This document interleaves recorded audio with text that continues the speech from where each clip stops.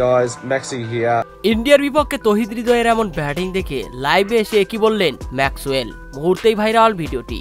তৌহিদ হৃদয় যেন সাক্ষাৎ ম্যাক্সওয়েল। দর্শক, মনে আছে কি আফগানিস্তানের সাথে অস্ট্রেলিয়ার ম্যাক্সওয়েলের সেই ইনিংসটির কথা, যেখানে ইনজুরি নিয়েও একাই দলের খুঁটি হয়ে সেঞ্চুরি হাঁকিয়ে দলকে জিতিয়েছিলেন ম্যাক্সওয়েল? তারই যেন পুনরাবৃত্তি ঘটালেন চ্যাম্পিয়ন্স ট্রফিতে তৌহিদ হৃদয়। ভারতের বিপক্ষে এদিন পা নাড়তে না পারলেও ব্যাট যেন রীতিমতো তলোয়ারের মতো চালিয়েছেন। কি মোহাম্মদ শামি, কি কুলদীপ, কাউকেই যেন ছাড় দেননি তৌহিদ হৃদয়। এক জায়গায় দাঁড়িয়ে 4 ছক্কার ফুলছড়িতে নিজের ক্যারিয়ারে সেঞ্চুরিও হাঁকালেন তৌহিদ হৃদয়। দল যখন মহা বিপদে, সেই মুহূর্তে তৌহিদ হৃদয় যেন একাই দলের সম্মান বাঁচালেন।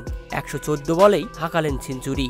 একসময় বাংলাদেশ যখন মনে হচ্ছিল 100 রানের আগেই বোধহয় গুটিয়ে যাবে, ঠিক সে সময়ে জাকের আলী অনিকের সাথে তৌহিদ হৃদয় যেন দুর্দান্ত এক পার্টনারশিপ করে দলের সম্মান রক্ষা করলেন।